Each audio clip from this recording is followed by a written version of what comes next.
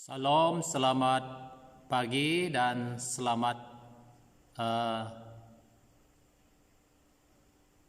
beribadah di dalam Tuhan Yesus. Saya ucapkan selamat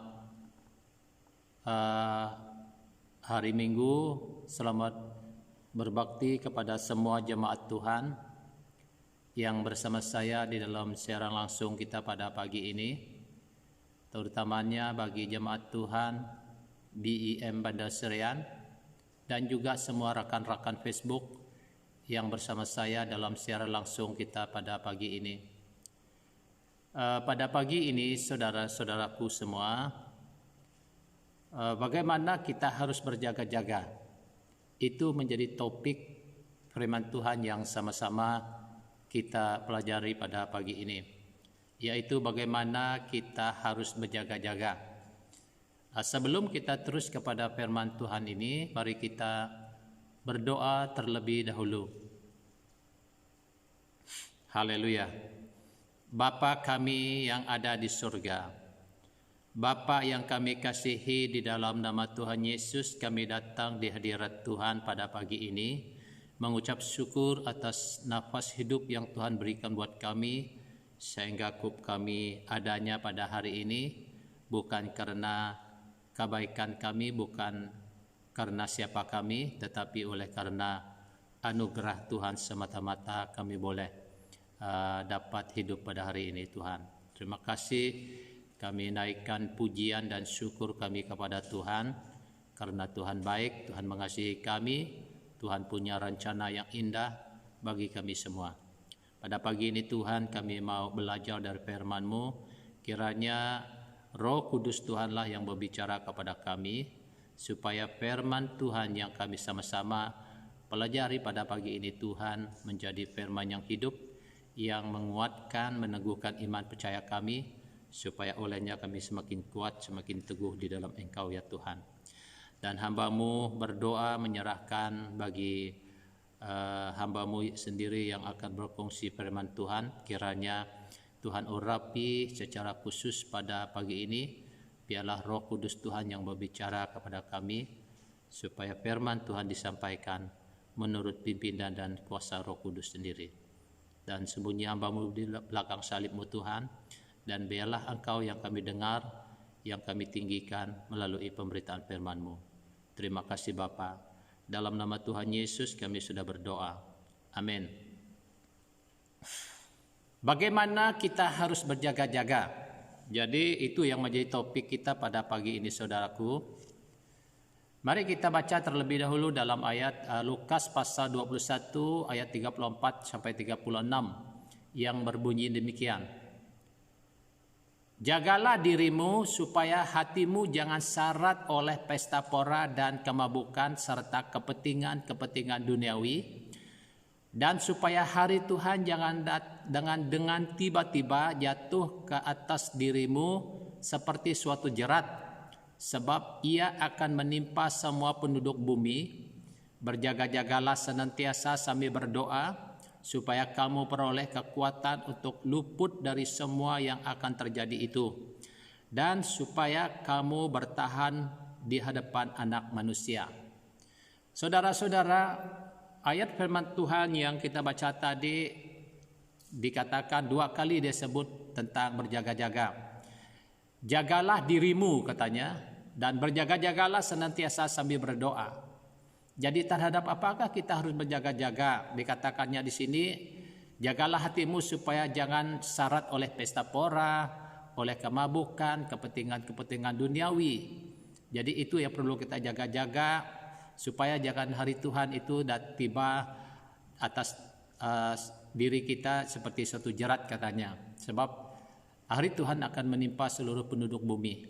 Jadi oleh itu kita harus berjaga-jaga senantiasa sambil berdoa, supaya kita luput dari semua yang akan terjadi itu.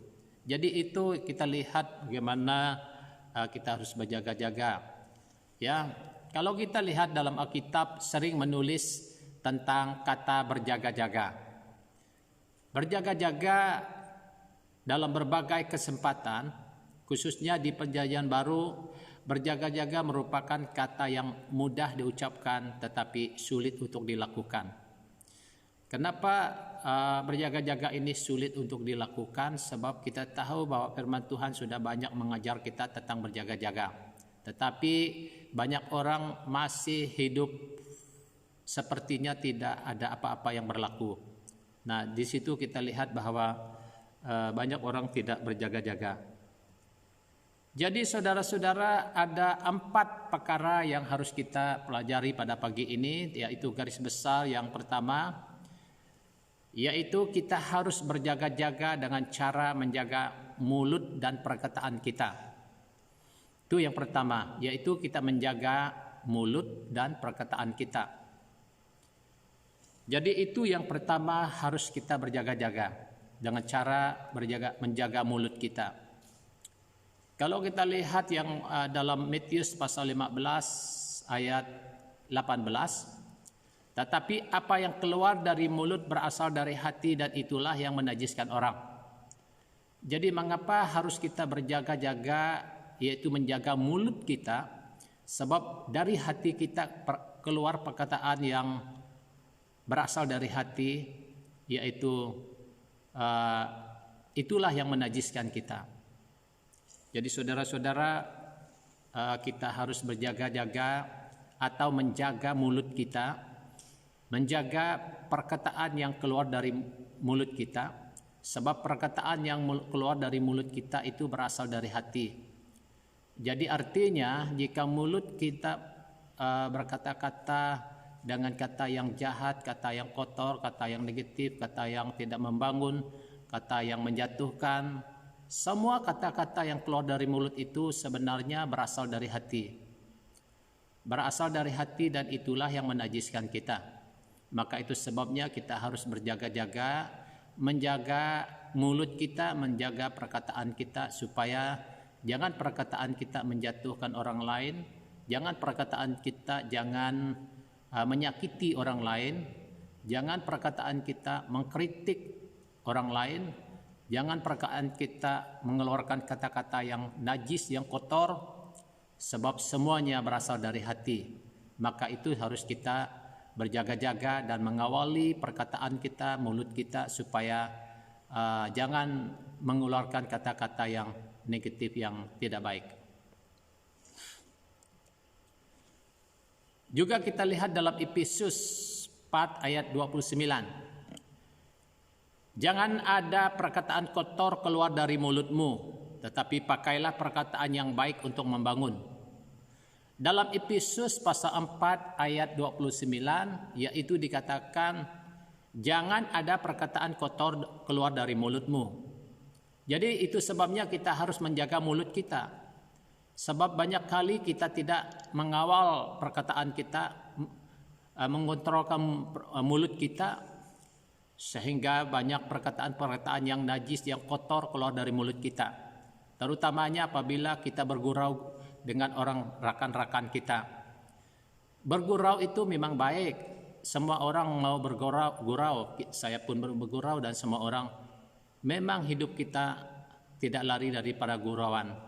Bergurau antara satu akan yang lain, tetapi jangan kita bergurau itu mengeluarkan kata-kata yang kotor, gurauan yang menuju kepada perkataan yang kotor, hal-hal yang tidak baik, itu yang tidak baik. Sebab semua perkataan kotor itu adalah yang kita anggap remeh karena ia adalah perkataan sebagai perkataan yang hanya gurauan saja. Padahal itulah yang keluar dari hati kita, yaitu kata-kata yang najis, kata-kata yang kotor. Jadi kita tidak boleh mengeluarkan kata-kata yang kotor, kata-kata yang najis, kata-kata yang tidak baik. Ya, jadi itu sebabnya. Ya, tetapi pakailah perkataan yang baik untuk membangun. Jadi kata firman Tuhan, kita harus memakai perkataan kita yang baik, perkataan yang baik untuk membangun, mendorong, menguatkan, meneguhkan satu akan yang lain. Jadi itu sebenarnya perkataan-perkataan yang keluar dari mulut kita, yaitu saling mendorong, saling menguatkan satu akan yang lain, membangun satu akan yang lain. Jadi itu yang sepatutnya kata-kata, perkataan-perkataan yang keluar dari mulut kita. Bukannya perkataan yang menjatuhkan, yang kotor, yang najis, yang jahat, yang tidak baik, yang tidak sedap didengar. Jadi jangan mengeluarkan kata-kata yang seperti itu. Jadi seterusnya kita lihat ya, menjaga mulut memelihara nyawa. Yaitu kita lihat dalam Amsal pasal 13 ayat 3 yang berbunyi demikian. Siapa menjaga mulutnya memelihara nyawanya, siapa yang lebar bibir ditimpa binasa. Dalam Amsal mengatakan yaitu siapa menjaga mulutnya memelihara nyawanya. Sebab mulut kita menentukan hidup kita. Sebab jika mulut kita selalu membeberkan kata-kata yang najis, yang jahat, yang tidak baik, maka oleh karena mulut itu kita akan binasa. Karena kita tidak mengawal mulut kita dengan baik, oleh karena kata-kata yang jahat, yang negatif, yang menjatuhkan, yang jahat itu yang selalu keluar dari mulut kita. Tetapi Amsal mengatakan siapa menjaga mulutnya memelihara nyawanya. Jadi oleh itu saudara-saudara, kadang-kadang kita tidak kontrol mulut kita pada waktu perkara-perkara tertentu yang tidak menyenangkan hati kita, yang membuat kita tidak puas hati, sehingga akhirnya keluarlah perkataan-perkataan yang dari mulut kita. Keluarlah kata-kata yang mengutuk, keluarlah kata-kata yang jahat, keluarlah kata-kata yang tidak baik. Semuanya kata-kata yang demikian ia akan menajiskan kita, ya saudara-saudara, menajiskan kita kalau kita mengeluarkan kata demikian. Tetapi kalau kita menjaga mulut kita, kita memelihara nyawa kita. Maka itu mulutlah yang sangat penting untuk kita jaga, supaya jangan sampai kita berdosa karena mulut. Jangan kita sampai najis atau binasa karena mulut. Melainkan biarlah mulut kita melayani Tuhan, membangun, menguatkan, membantu, dan biarlah mulut kita memberi dorongan, nasihat, bimbingan kepada orang-orang lain. Jadi itu yang sebenarnya mulut kita. Kita guna pakai mulut kita. Dan seterusnya, yang kedua, kita harus berjaga-jaga dengan cara menjaga perbuatan kita. Jadi ini juga yang sangat penting saudara-saudara, yaitu menjaga perbuatan kita. Jadi saudara-saudara, kita lihat bahwa perbuatan ini sangat penting. Sebab firman Tuhan mengatakan iman tanpa perbuatan adalah iman yang mati. Jadi setiap orang yang beriman kepada Tuhan Yesus harus tunjukkan iman itu dengan perbuatan. Perbuatan yang dimaksudkan itu adalah perbuatan baik. Perbuatan yang saling mendorong, menguatkan, meneguhkan, yang membantu, yang memberi, yang memberi kekuatan kepada orang lain. Jadi itu perbuatan kita menolong yang lemah. Jadi perbuatan kita menjaga perbuatan kita daripada yang jahat. Mari kita baca dalam beberapa ayat ini. Sebab anak manusia datang pada waktu ia akan membalas setiap orang menurut perbuatannya. Jadi di sini kita lihat anak manusia di sini adalah Tuhan Yesus sendiri pada waktu ia akan datang dua kali. Pada waktu Tuhan Yesus datang kedua kali, dia akan membalas setiap orang menurut perbuatannya. Jadi ini bergantung kepada perbuatan kita selama kita menumpang di dunia ini, selama kita hidup di dunia ini. Jadi sama ada perbuatan kita baik, membangun, atau terus melakukan yang baik, perbuatan kita cenderung melakukan yang baik, maka kita juga akan mendapat pembalasan yang baik dari Tuhan. Akan tetapi jika perbuatan kita yang jahat, perbuatan kita sering menjatuhkan, membuat yang jahat, mencuri, membunuh, membinasakan yang lain, lalu merompak dan perbuatan-perbuatan keji yang lainnya. Jadi kita juga akan mendapat setimpal dengan perbuatan kita juga. Jadi oleh itu saudara-saudara, kita harus menjaga perbuatan kita, sebab perbuatan kita itu akan dihakimi atau kita akan menerima setimpal dengan apa perbuatan kita. Jadi oleh itu saudara-saudara, saya mendorong kita semua sebagai umat Tuhan, jemaat Tuhan semua, marilah kita belajar untuk berbuat yang baik. Marilah kita terus melakukan perbuatan-perbuatan yang membangun, perbuatan yang menolong orang lain, perbuatan-perbuatan yang memuliakan nama Tuhan. Mari kita melakukan perbuatan yang lebih kepada yang positif, yang baik, bukannya perbuatan yang negatif. Roma pasal 2 ayat 6 juga berkata demikian. Ia akan membalas setiap orang menurut perbuatannya, masih berkenaan dengan membalas perbuatan. Jadi yaitu Tuhan akan membalas setiap orang menurut perbuatannya sendiri. Jadi Mazmur 62 ayat 12 yang berbunyi, sebab engkau membalas setiap orang menurut perbuatannya. Jadi di sini juga dalam Mazmur juga mengatakan bahwa engkau yang disebut di sini adalah Tuhan sendiri atau Allah sendiri. Ia akan membalas setiap orang menurut perbuatannya.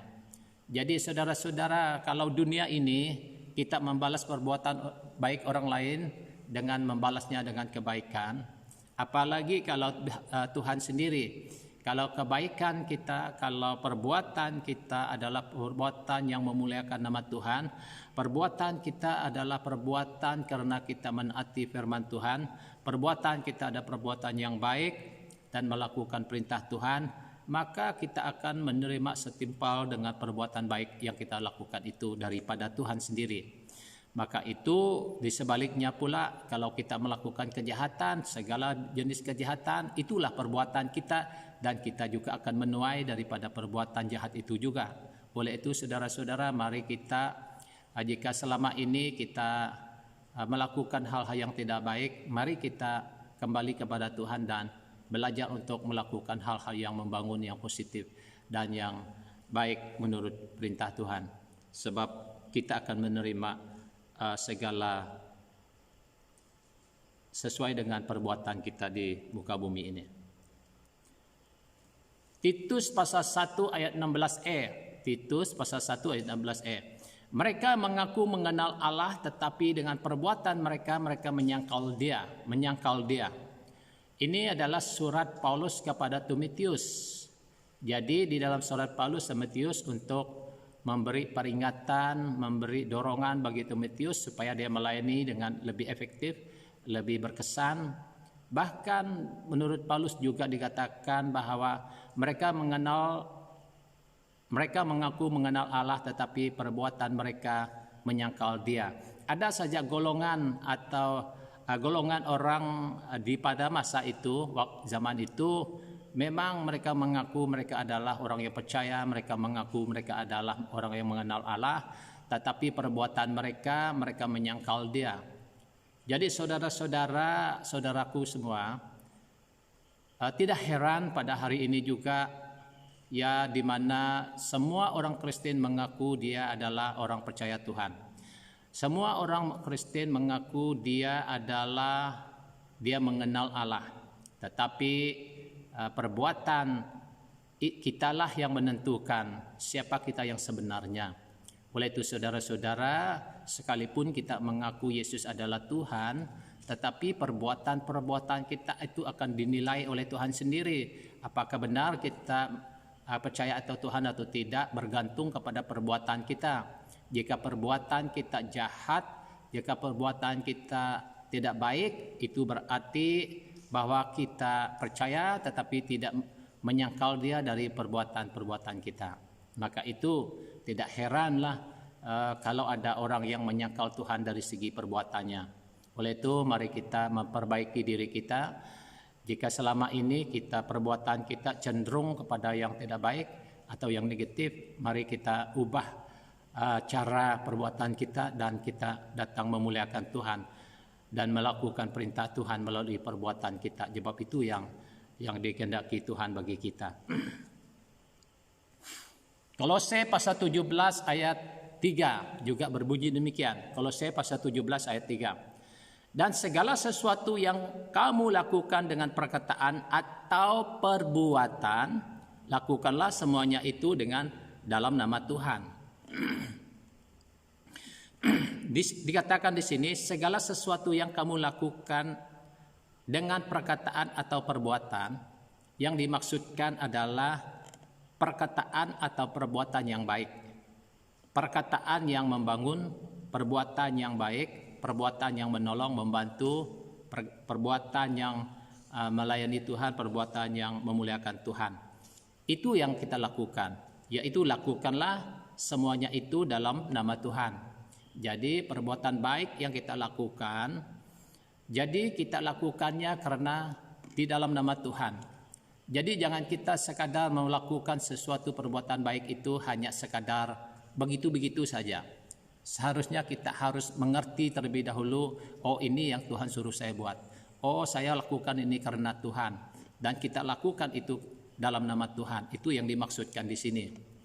Jadi kalau kita melakukan sesuatu perbuatan baik tanpa melakukannya begitu-begitu saja, orang dunia pun boleh melakukan perbuatan baik juga.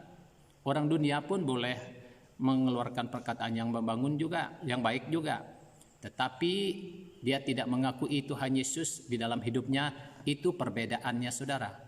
Tetapi bagi kita sebagai orang percaya, segala perkataan kita karena hati kita yang terlebih dahulu takut akan Tuhan, dan segala perkataan yang keluar dari mulut kita yang membangun, yang menguatkan orang lain, karena kita tahu kita lakukannya karena di dalam nama Tuhan. Demikian juga bagi perbuatan-perbuatan kita lakukannya di dalam nama Tuhan Yesus. Jadi inilah yang harus kita lakukan. Lakukan semuanya itu di dalam nama Tuhan Yesus, supaya perbuatan kita itu menjadi perbuatan yang hidup di mata Tuhan.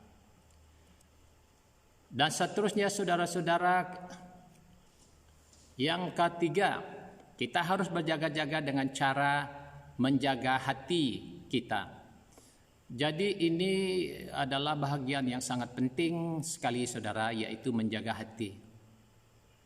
Lalu bagaimana cara kita menjaga hati? Kadang-kadang kita pandai menjaga hati orang lain, tetapi menjaga hati kita sendiri sulit kita jaga. Kadang-kadang kita boleh menjaga hati orang atasan kita, orang yang lain, itu memang baik kita jaga hati orang lain. Tetapi lebih baik lagi kalau kita menjaga hati sendiri. Kalau kita baca dalam Kejadian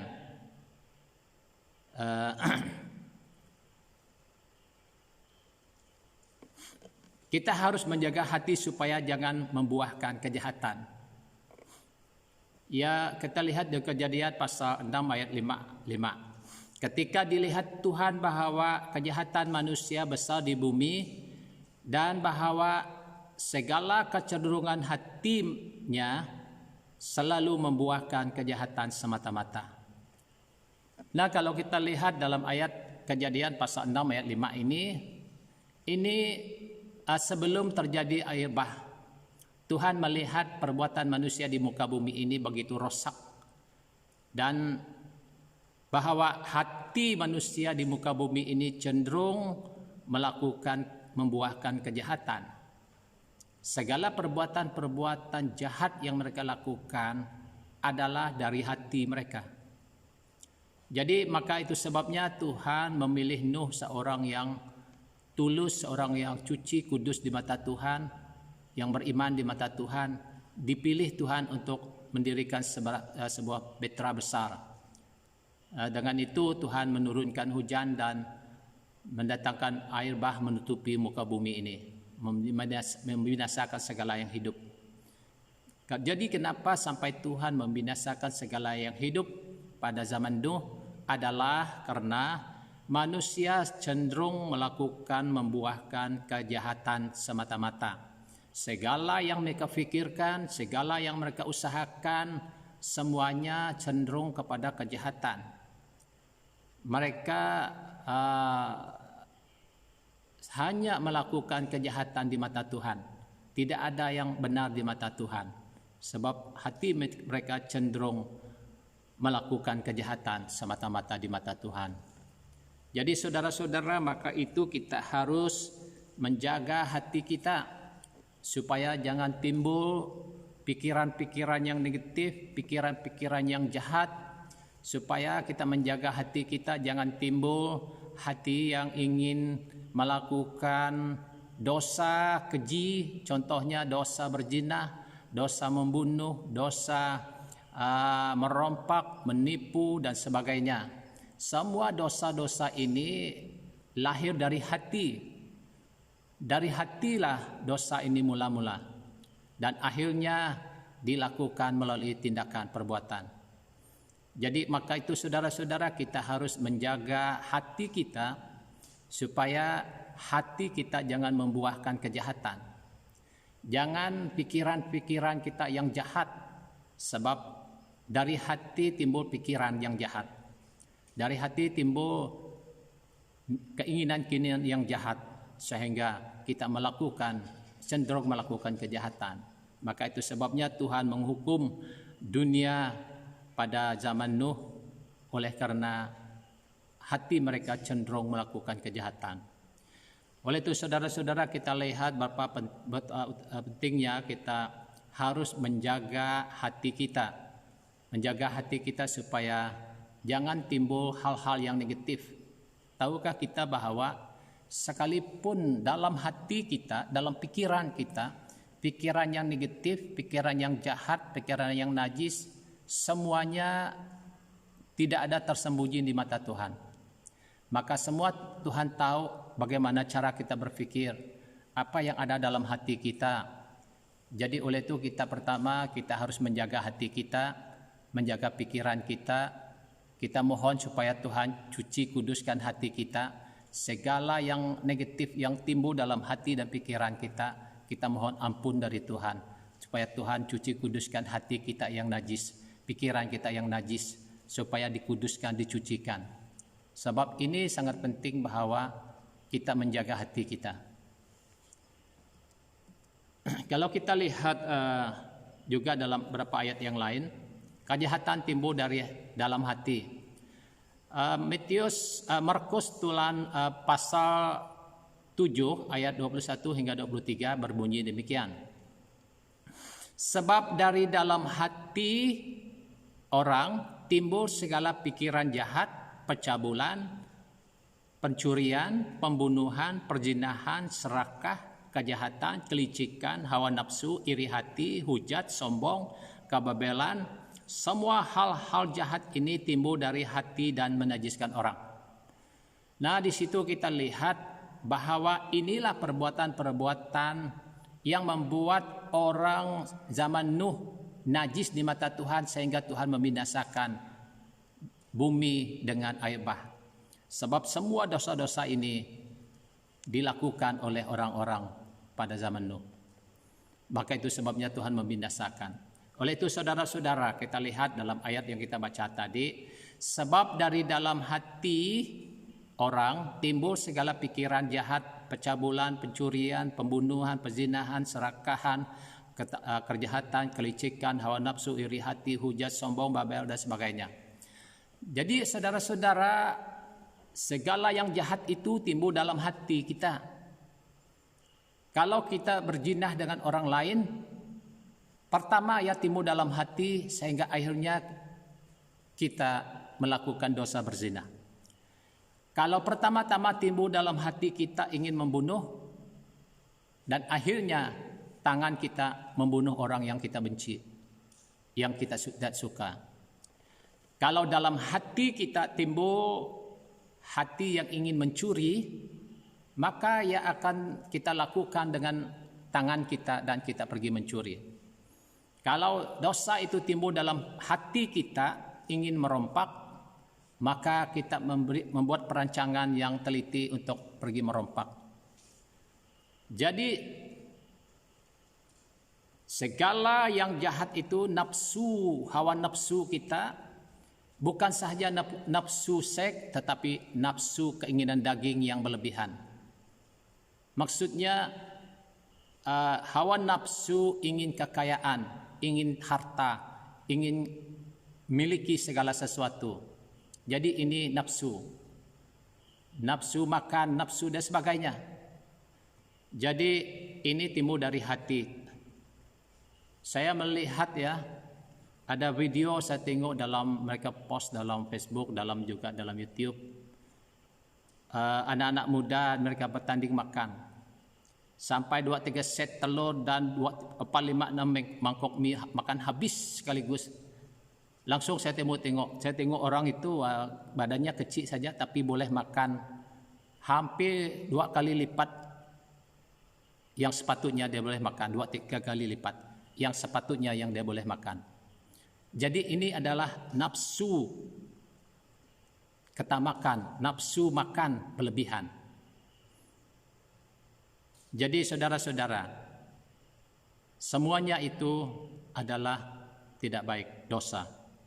Dan menghujat, iri hati, ya, kelicikan, hawa nafsu, iri hati, hujat, semuanya ini timbul dari hati.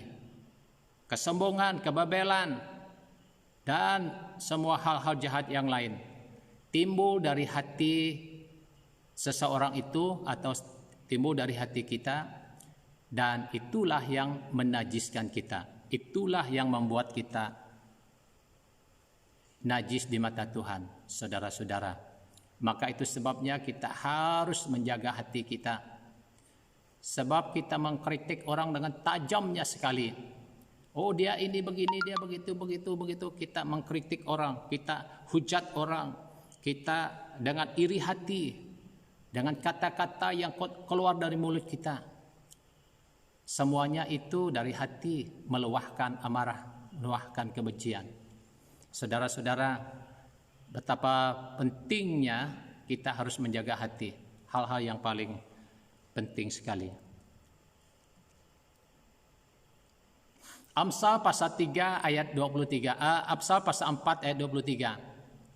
Jagalah hatimu dengan segala kewaspadaan, karena dari situlah terpancar kehidupan.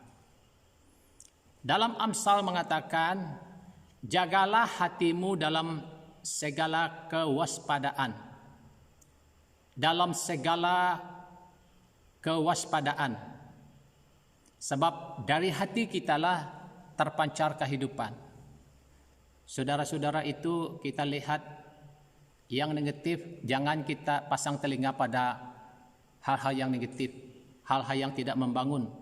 Sebab kalau kita mendengar perkataan yang negatif, perkataan yang jahat, ia akan mempengaruhi hati kita. Ia akan mempengaruhi hati kita. Dan akhirnya kita akan dinajiskan. Oh, rupa-rupanya begitu, oh begini begitu. Kita berpikir bahwa orang yang suka mengkritik itu, akhirnya kita berpikir kita juga turut memiliki hati yang tidak baik. Oleh itu, jangan kita memasang telinga kita kepada hal-hal yang negatif. Karena dari situlah terpancar kehidupan. Kehidupan terpancar dari hati kita, saudara. Jadi sekalipun kita menjadi orang Kristen, orang percaya, tetapi kalau kita tidak menjaga hati kita, membiarkan hati kita najis, membiarkan hati kita kotor oleh hal-hal yang tidak baik, maka bahwa kita telah najis di mata Tuhan. Jika hati kita bersih, pikiran kita bersih, maka tindakan kita akan baik, bersih, dan perkataan kita juga akan membangun. Kalau hati kita baik. Maka itu saudara-saudara, mari kita belajar apa yang dikatakan firman Tuhan di sini, sebab kita tahu dari hati kita terpancar kehidupan. Kehidupan yang sesungguhnya dari hati kita. Sebab hati kitalah yang bersekutu dengan Tuhan, yang berdoa kepada Tuhan melalui hati kita, melalui hidup kita.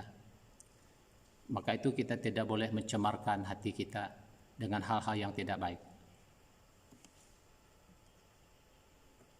Matius 5 ayat 8. Berbahagialah orang cuci hatinya karena mereka akan melihat Allah. Saudara-saudara, tahukah kita, orang yang melihat Allah adalah orang yang cuci hatinya. Jadi kita harus menyelidiki firman Tuhan lebih mendalam supaya iman kita jangan bergantung kepada firman Tuhan yang sebahagian saja. Contohnya, kalau kita percaya Tuhan Yesus, kita pasti diselamatkan. Kata firman Tuhan yang memang benar. Kalau kita sudah percaya Tuhan Yesus, menerima Dia sebagai Tuhan dan Juru Selamat kita, dan kita diselamatkan. Roma mengatakan demikian, Roma 10 ayat 9 dan 10. Kalau kita mengaku dengan mulut kita dan percaya dalam hati kita bahwa Yesus adalah Tuhan, kita akan diselamatkan. Ya, itu memang benar. Tetapi bagaimana dengan hati kita? Jikapun kita sudah melalui proses, yaitu percaya Yesus Tuhan dan menerima dalam hati kita, ya kita melalui proses itu terlebih dahulu. Tetapi bagaimana dengan kedudukan hati kita? Apakah hati kita cuci, kudus atau tidak? Sebab firman Tuhan mengatakan, berbahagialah orang cuci hatinya karena mereka yang melihat Tuhan. Jadi orang yang melihat Tuhan adalah orang yang cuci hatinya.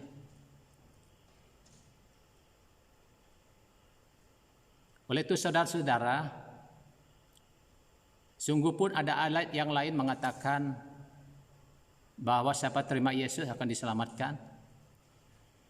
Bahwa anugerah itu adalah anugerah yang percuma yang diberikan Tuhan. Maka melalui anugerah Tuhan, keselamatan yang sudah kita miliki, malu kita harus menunjukkan perbuatan-perbuatan baik oleh karena kita sudah diselamatkan. Bagaimana kalau hati kita masih kotor? Bagaimana kalau hati kita tidak baik? Jelas sekali kalau hati kita tidak baik, kalau hati kita masih najis, kalau hati kita masih menyimpan hal-hal yang najis di mata Tuhan, bagaimana mungkin kita dapat melihat Tuhan? Bagaimana mungkin kita dapat melihat Tuhan? Sebab dari hatilah terpancar kehidupan. Maka itu saudara-saudara, hati kita harus bersih. Hati kita harus cuci di mata Tuhan. Jadi oleh itu mari kita belajar untuk menjaga hati kita. Tidak salah kita menjaga hati orang lain, tidak salah, itu baik. Tetapi menjaga hati kita sendiri daripada kenajisan itu jauh lebih penting. Sebab menjaga hati kita adalah kita menjaga kekudusan hati kita, kita akan melihat Tuhan. Tanpa kekudusan tidak mungkin orang yang berkenan di Tuhan, mata Tuhan. Kekudusan itu berkait rapat dengan hati. Jadi kekudusan hidup kita, hati kita. Tanpa kekudusan tidak ada orang yang dapat melihat Tuhan. Yaitu hati yang bersih, hati yang cuci.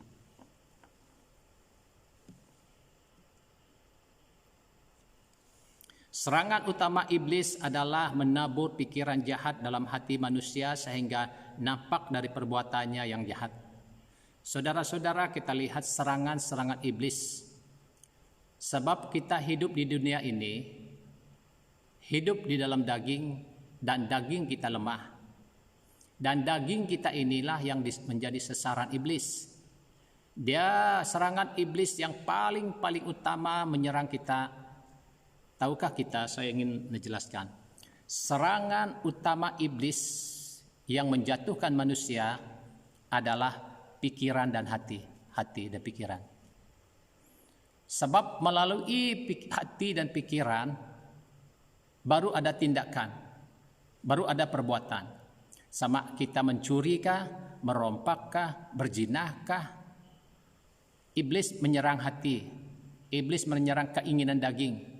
Iblis menyerang di mana bagian mana yang lemah.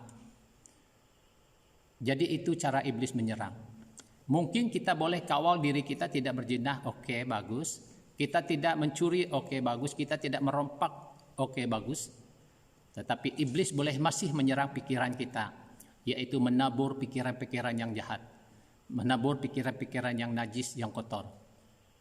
Maka itu sebabnya kita harus berdoa sungguh-sungguh, mohon Tuhan mengampuni dosa kita dan mencucikan hati pikiran kita daripada yang najis, yang jahat, supaya kita kudus, hati kita cuci di mata Tuhan. Oleh itu saudara-saudara, kita perlu sangat penting menjaga hati kita, sebab itulah sasaran iblis yang menyerang kita, yang menjatuhkan kita. Kalau kita lihat orang yang membunuh diri, contoh, tidak ada apa-apa masalah, kadang-kadang keadaan sederhana saja, keadaan yang tenang-tenang saja, tiba-tiba bunuh diri. Saya pernah lihat ini sendiri, saya sendiri. Keluarga ini adalah keluarga yang boleh dikatakan keluarga yang mewah, keluarga yang boleh dikatakan mencukupi segala-galanya. Tetapi yang mengherankan, dengan tiba-tiba ibu itu bunuh diri. Apa sebenarnya masalah yang ibu ini hadapi? Sudah tentu serangan itu yang pertama dalam hatinya. Serangan itu menyerang pikirannya, yang membebankan hatinya, membebankan dia, membuat dia stres, membuat dia tertekan. Sehingga pikiran-pikiran yang negatif, yang jahat, yang tidak baik dalam hatinya, lebih baik saya bunuh diri saja. Dan akhirnya banyak orang bunuh diri dengan cara demikian. Tidak heran selebriti pun, orang kaya raya pun bunuh diri. Sebab ada serangan dari dalam hati, dalam pikiran. Sehingga kekayaan itu tidak boleh membahagiakan. Akhirnya bunuh diri. Maka itu saudara-saudara sangat-sangat penting, jagalah hati kita saudaraku. Jagalah hati kita. Jagalah perkataan kita. Jagalah perbuatan kita. Dan yang terakhir, kita harus berjaga-jaga dengan cara tekun di dalam doa. Hanya cara ini saja kita boleh mengatasi atau dapat melawan godaan-godaan, serangan-serangan iblis yang menyerang hati kita, yang menyerang mulut kita, yang menyerang perbuatan kita. Hanya tekun di dalam doa, tak ada yang lain. Tidak ada yang lain. Hanya kita tekun di dalam doa. Di dalam doa yang paling utama adalah, bukan tidak salah kita berdoa ini, berdoa itu, perkara-perkara doa yang baik lain-lain itu memang penting, bagus. Tetapi yang paling utama kita berdoa adalah penyerahan diri kepada Tuhan. Berlutut di kaki Tuhan, menangis di mata Tuhan. Datang di hadapan Tuhan, aku tidak ada apa-apanya Tuhan kalau bukan Tuhan. Mohon pengampunan daripada Tuhan atas kesalahan, atas dosa kita. Kita datang di hadapan Tuhan dengan sungguh-sungguh menyatakan kepada Tuhan, Tuhan ini kelemahanku, Tuhan ini kekuranganku, Tuhan bagian inilah yang selalu buat saya gagal. Tuhan inilah, tolonglah Tuhan. Ini pergumulan kita saudara. Jadi kita harus mengambil tekun di dalam doa, yaitu pergumulan yang paling utama, yang paling penting adalah hati kita, hidup kita, perkataan kita, karakter kita, sifat perangai kita, yang harus menjadi peperangan kita, supaya kita menang di atas segala kelemahan kita. Dan selepas itu kita boleh berdoa untuk orang lain, orang yang lemah, orang yang sakit, dan untuk dunia, untuk negara dan sebagainya. Tetapi yang terutama adalah fokus pada diri sendiri. Doa kita harus fokus pada diri sendiri. Jangan terus berdoa Kalau kita terus tidak salah kita berdoa, banyak perkara-perkara doa kita doakan, semuanya saya pikir itu baik. Baik, bagus karena kita mau berdoa. Tetapi jangan abaikan diri sendiri, hidup diri sendiri. Kita ini manusia yang lemah, banyak kelemahan, banyak perbuatan kita yang tidak menyenangkan orang lain. Banyak dosa-dosa yang kita lakukan juga. Jadi diri kita sendirilah fokus doa kita yang paling penting. Pergumulan kita yang berat adalah melawan ego kita, diri kita sendiri. Selebihnya, kalau kita rasa kita sudah benar-benar menyerahkan diri kepada Tuhan, menyerahkan hidup kita kepada Tuhan sepenuhnya, maka doa-doa kita yang lain lebih efektif lagi. Doa-doa kita untuk orang lain, doa-doa kita untuk negara, doa-doa kita untuk hal-hal yang lain, baru ya lebih efektif. Sebab terlebih dahulu kita bersihkan hati hidup kita, agar hidup kita berkenan di mata Tuhan. Itu menjadi pergumulan kita, saudara.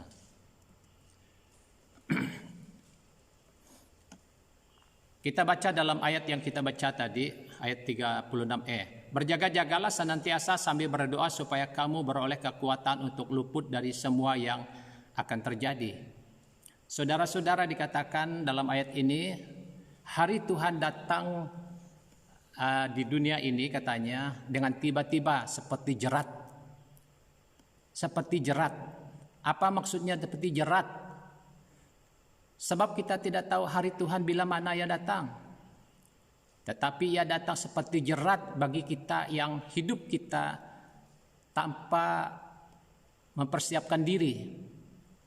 Kalau kita masih mencari kepentingan duniawi, kalau kita masih pesta pora, kemabukan, segala-gala yang hal-hal dunia, apabila Tuhan datang kedua kali, itu menjadi jerat bagi kita. Maka dikatakan ayat 36e tadi, jagalah senantiasa sambil berdoa supaya kamu beroleh kekuatan untuk luput dari semua yang terjadi.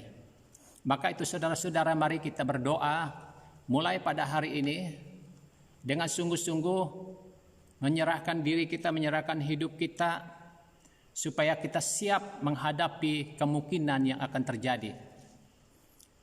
Kita lihat bayang-bayang sudah terjadi akhir ini. Lebih-lebih lagi kita dunia mengalami pandemik COVID-19 yang semakin hari semakin meningkat jumlah orang positif dan tidak kurang ratusan yang mati setiap hari. Ini sepatutnya menyadarkan kita, yang membuat kita semakin giat, semakin sungguh-sungguh di dalam doa, semakin sungguh-sungguh mempersiapkan diri kita kepada kedatangan Tuhan, supaya kita menjaga hati kita. Apabila Tuhan datang, kita telah benar-benar sudah siap menerima kedatangannya. Oleh itu saudara-saudara, maka itu kita harus senantiasa berdoa dan terus berdoa. Sebab tidak ada cara lain kita dapat kekuatan. Tidak ada cara lain kita peroleh kekuatan untuk luput dari semua yang akan terjadi. Hanya dengan pergumulan kita, hanya dengan penyerahan diri kita, dengan sikap hati kita yang terus berdoa, mencerahkan hidup kita kepada Tuhan. Itu sajalah saranya kita dapat kekuatan untuk luput daripada ujian yang datang di akhir zaman ini, saudara. Oleh itu saudara-saudara, mari kita melihat Tuhan, mari kita mempersiapkan diri kita, mempersiapkan hidup kita, supaya bila mana Tuhan datang, kita sudah siap sedia untuk menyambut kedatangan Tuhan Yesus yang kedua kali. Matius 26 ayat 41. Berjaga-jagalah dan berdoalah supaya kamu jangan jatuh ke dalam percobaan. Roh memang penurut tetapi daging lemah. Daging kita ini lemah, manusiawi kita ini lemah. Maka itu sebabnya kita harus berjaga-jaga setiap saat, setiap waktu, dan berdoa terus supaya kita jangan jatuh ke dalam percobaan. Saudara-saudara, mari kita berjaga-jaga dan tekun di dalam doa. supaya jangan kita mudah jatuh dalam percobaan. Kalau kita tidak berjaga-jaga saudaraku dalam doa kita, daging kita ini lemah.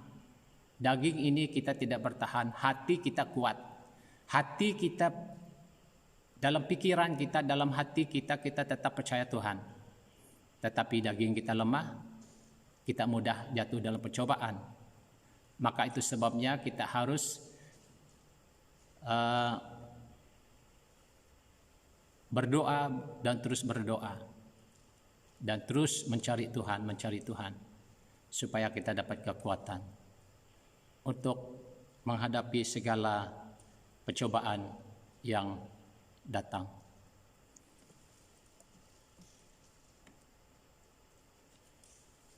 Kolose pasal 4 ayat 2. Kolose pasal 4 ayat 2. Bertekunlah dalam doa dan dalam pada itu berjaga-jaga sambil mengucap syukur.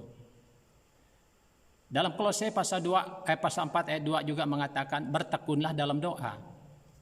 Banyak ayat-ayat firman Tuhan yang menyuruh kita supaya kita tekun di dalam doa. Sebab hanya di dalam doa saja kita ada kekuatan, saudara.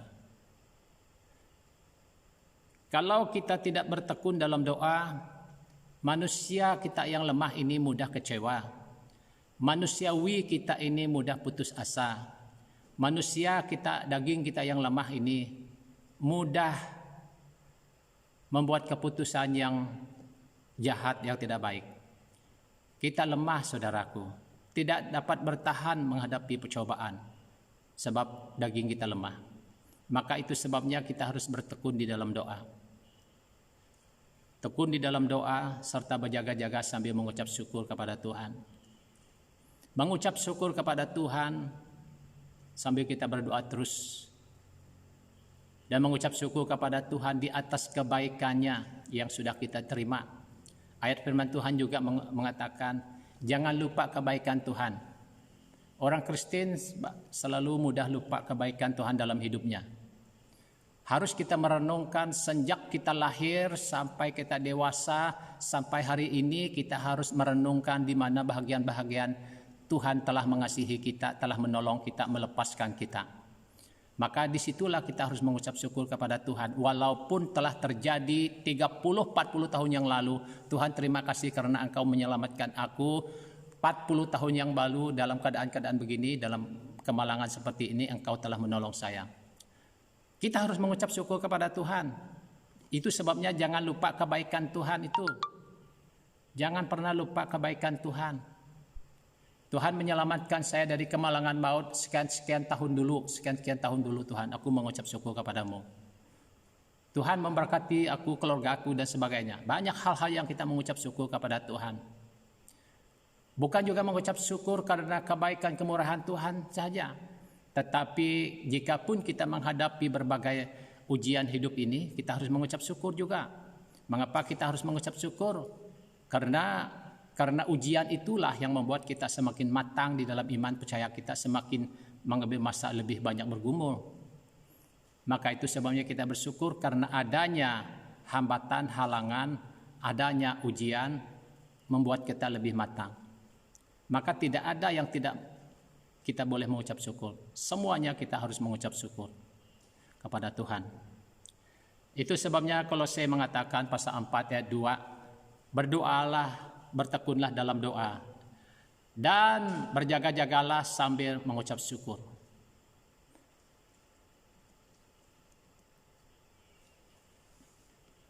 Doa adalah senjata utama yang dapat menangkis serangan dari si jahat. Tidak ada senjata lain yang boleh menangkis serangan-serangan iblis, hanya melalui doa. Berjaga-jaga harus kita isi dengan berdoa dan membangun hubungan kita dengan Tuhan, sehingga Tuhan memampukan kita dan menguatkan kita untuk tetap bertahan hingga akhir. Jadi saudara-saudara, kita harus membangun hubungan kita dengan Tuhan melalui doa kita. Sebab dengan kita membangun hubungan kita dengan Tuhan, kita diberi kekuatan untuk menang dari segala ujian, dari percobaan hidup ini. Saudara-saudara, mari kita merenungkan topik kita pada pagi ini, yaitu ada 4 perkara yang harus kita berdoa-doa tadi. Dan semoga kita diberkati Tuhan pada pagi ini, seperti mana firman Tuhan yang mendorong kita pada pagi ini untuk kita terus berjaga-jaga, menjaga mulut kita, menjaga perbuatan kita, menjaga hati kita, berjaga-jaga di dalam doa. Dan kita harus sungguh-sungguh berjaga-jaga, saudara. Sebab mulai saat ini kita tidak tahu bila Tuhan Yesus datang. Tetapi tanda-tanda sudah ada. Berarti bahwa Tuhan Yesus benar-benar sudah di ambang pintu yang mau datang. Maka itu janganlah kita mencari kekayaan dunia, mencari hal-hal yang tidak membangun iman. Tetapi marilah kita mendekatkan hati kepada Tuhan, menjalin hubungan pribadi dengan Tuhan. Lebih banyak masa untuk berdoa. Hanya dengan cara demikian saja kita dapat kekuatan. Sebab kita harus berjaga-jaga. Tuhan Yesus hampir datang. Saudara-saudara, bersiaplah kita bersama. Supaya pada waktu Tuhan Yesus datang, semua kita sudah siap menerima kedatangannya. Tuhan Yesus memberkati. Mari kita berdoa. Bapa, kami mengucap syukur kepadamu Tuhan, karena Engkau telah berbicara kepada kami pada pagi ini Tuhan, mengenai kami harus berjaga-jaga, yaitu menjaga mulut kami, menjaga lidah kami, menjaga hati kami. Biarlah kami berjaga-jaga dengan cara terus berdoa, tekun di dalam doa. Ya Tuhan Yesus, terima kasih karena Roh-Mu yang kudus yang telah berbicara kepada kami pada pagi ini, yang menguatkan, yang meneguhkan kami, iman kami. Terima kasih Tuhan, berkatilah jemaat-Mu yang telah mendengar firman-Mu. Kuatkanlah dan teguhkanlah hati kami bersama, untuk kami menjadi jemaat-Mu yang teguh, yang kuat, yang setia, yang mengasihi Tuhan, yang takut akan Tuhan. Supaya ketika Yesus datang kedua kali, kami sudah siap untuk menerima kedatangan Tuhan Yesus. Terima kasih Tuhan karena Engkau telah berbicara kepada kami. Haleluya. Dalam nama Tuhan Yesus kami sudah berdoa. Amin, amin, amin, amin. Tuhan Yesus memberkati.